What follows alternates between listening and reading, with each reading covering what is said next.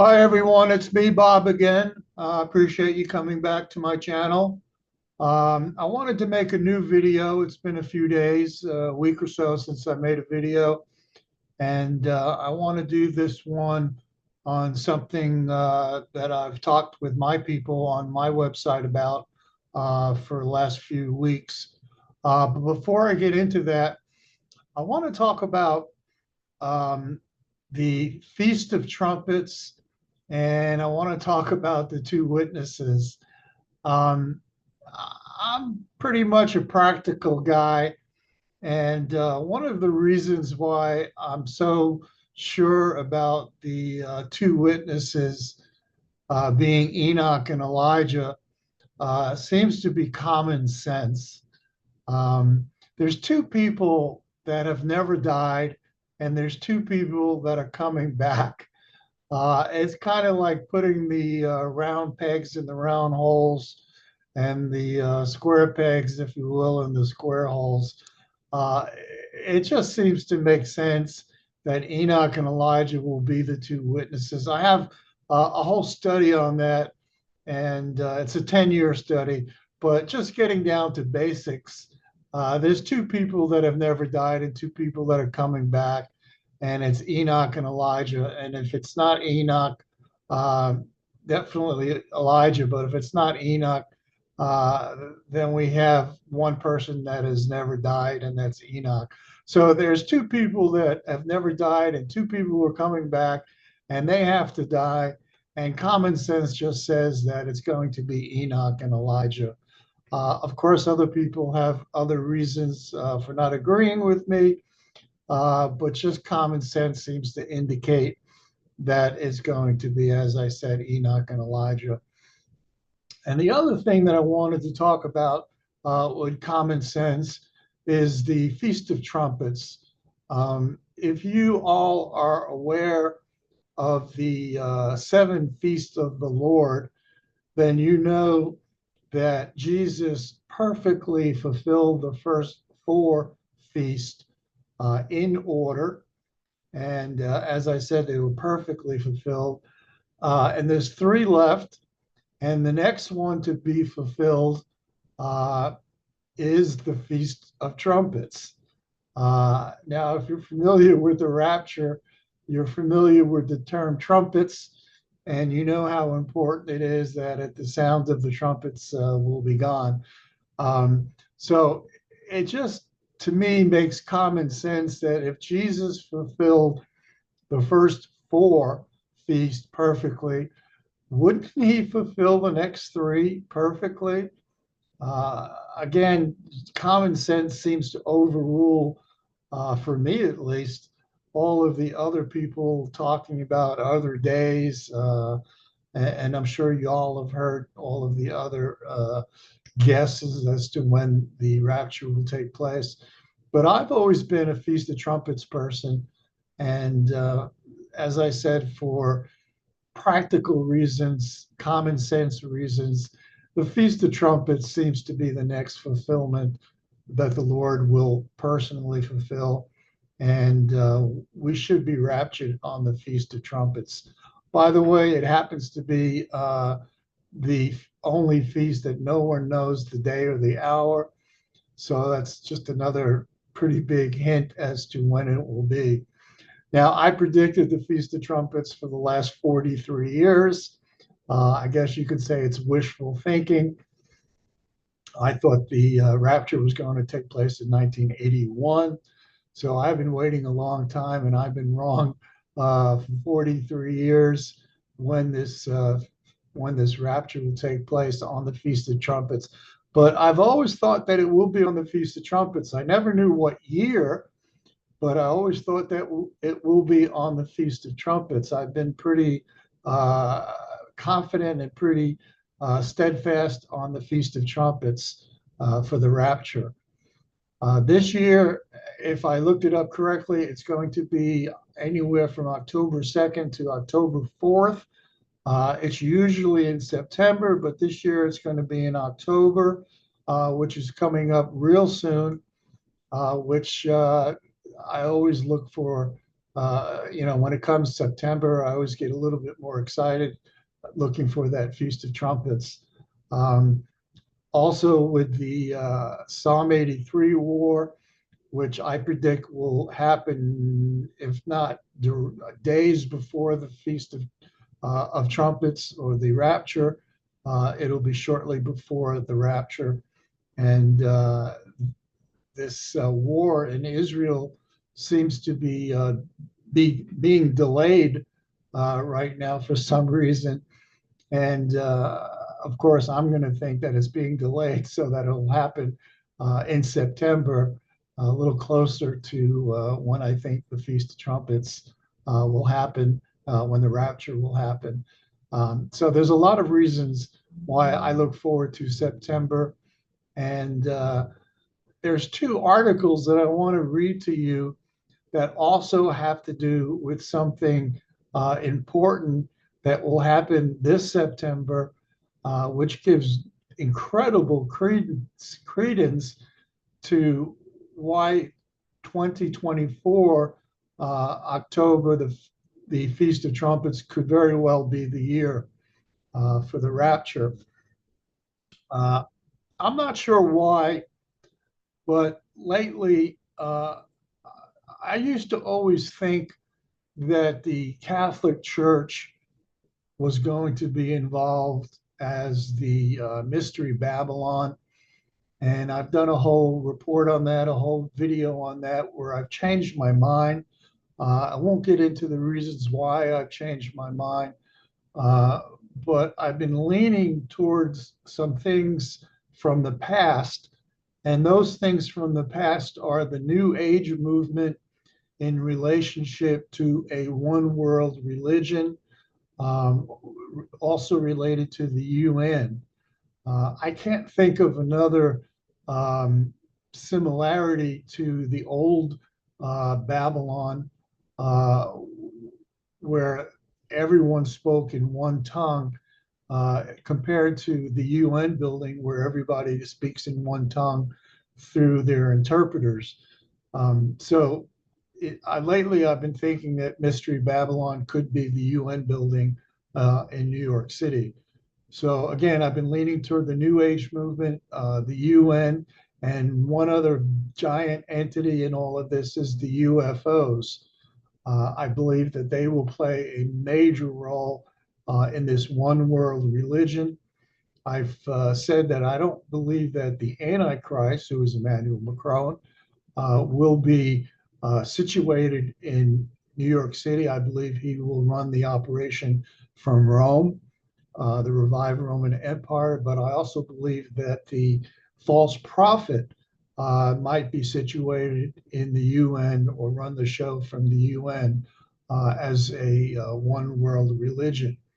Now, talking about the one world religion, the UFOs, and the New Age movement, I sort of received a affirmation, a slap in the back, if you will, that I'm on the right track here. Uh, so I wanted to talk about two stories in relationship to that. And one of them has to do with the Pope, who somehow will, of course, be involved in this one world religion. He's probably one of the biggest proponents of the one world religion, of course, coming out of the Vatican. And we know he'll be involved. But I don't think it's going to be the Catholic Church predominantly that will be the New Age one world religion. I think it will be part of it, but not predominantly the Catholic Church, which I used to believe, but I don't anymore. But this new story, you can find it on my website. Macron is the Antichrist.info, not com, but .info. And it has a story where the Pope wants to position the Jesuit order to incorporate a new reality, a new paradigm shift, which is New Age jargon, which consists of acceptance of a new reality of alien existence, which have telepathic abilities and will form the basis between humans and advanced aliens. And the author goes in to say that he believes that this will be what the Bible refers to as the Great Deception, which is what I also believe it will be. And the author goes into saying that many speculate that this is where the Pope will make his move to announce a one world religion initiative. Um, and he stated that he wanted to form an international body of religions under one central authority at the United Nations. And it will be called the United Nations of Religion. And it also goes into saying that this will mark the beginning of a one world government and a single pagan religion like the one being called by the present Pope. He said this new religion involved with the alien invasion is imminent, and the consolidation will cause the consolidation of government, religion, military, and economic institutions. And the Pope is supposed to give this speech at the UN General Assembly in front of the world leaders on September 25th of this year, 2024. So the Feast of Trumpets or the Rapture could be about a week after that. So I thought this was interesting. As I said, it sort of affirms what I've always, well, not always, but recently believed, that the UFOs will be involved in a one world religion. It will emanate from the UN. And of course, the Pope will have a lot to do with it. And he will be welcoming and ushering these aliens to form this one world religion. And as I said, he's going to be giving a speech this year, shortly on September 25th at the UN. Very interesting. Now, I have another article. It says in September, this coming September, the United Nations 79th General Assembly will host the highly anticipated Summit of the Future, where nations will sign the Pact of the Future, representing major step towards the creation of a one world government. So you can see where all of this is going in September, just a few days before the possible rapture, October 7th, 3rd, or 4th, around there. All of this is being set up by the UN, the expectation of the aliens setting up a one world religion under the auspices of the false prophet. This particular summit says that it will be a world and international system that is better prepared to manage the challenges that we are facing right now.